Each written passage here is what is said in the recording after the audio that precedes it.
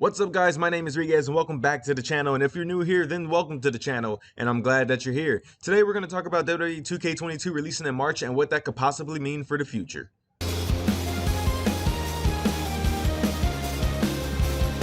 So with 2K22 coming out in March of 2022, this will be the first WWE 2K game to release at the start of the year rather than the end of the year. Now obviously with the new release date announcement, there's a huge chance that all the released superstars won't be in the game.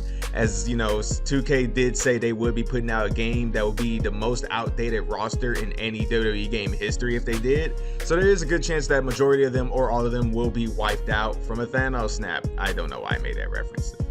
Now, since that seems to be fixed for now, one can only wonder what this new date means for the future of WWE games. If 2K22 releases in March, I wonder, I really do, does that mean they'll be sticking to that new date from now on? Will the rest of the WWE games also release in March or April, you know, around the WrestleMania season?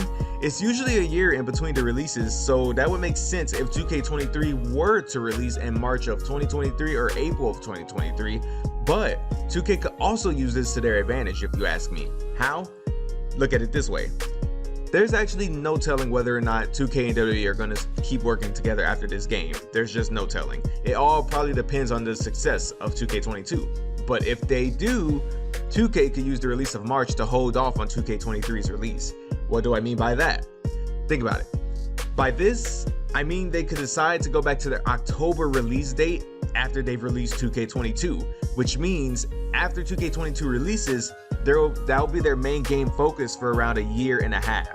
Now, would this be ideal? Probably not with how long fans have waited for 2K22, but if the game ends up being amazing, the fan base just might not mind waiting a few extra months for their next game.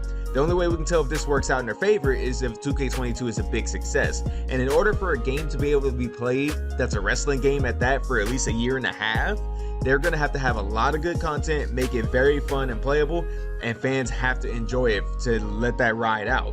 Let's try not to be hard on 2K during these times as well. They aren't the ones releasing superstars left and right, that's on WWE. But that's all I wanted to talk about. Like, I really wonder, what if 2K22 releases in March, and then 2K23 released in October of the next year? Does that mean they're going to take a lot more time to work on 2K23? Will the next game just move to March? I know it's early to be thinking about these things, but I just think it's kind of crazy, you know, because obviously they're not going to release 2K22 in March of 2022 and then release 2K23 in October of 2022. That'll just be too soon. In between game releases, you'll have no time on WWE 2K22. So either they're going to stick to this new March release date, or they will go back to October just to make sure they have extra time to work on 23.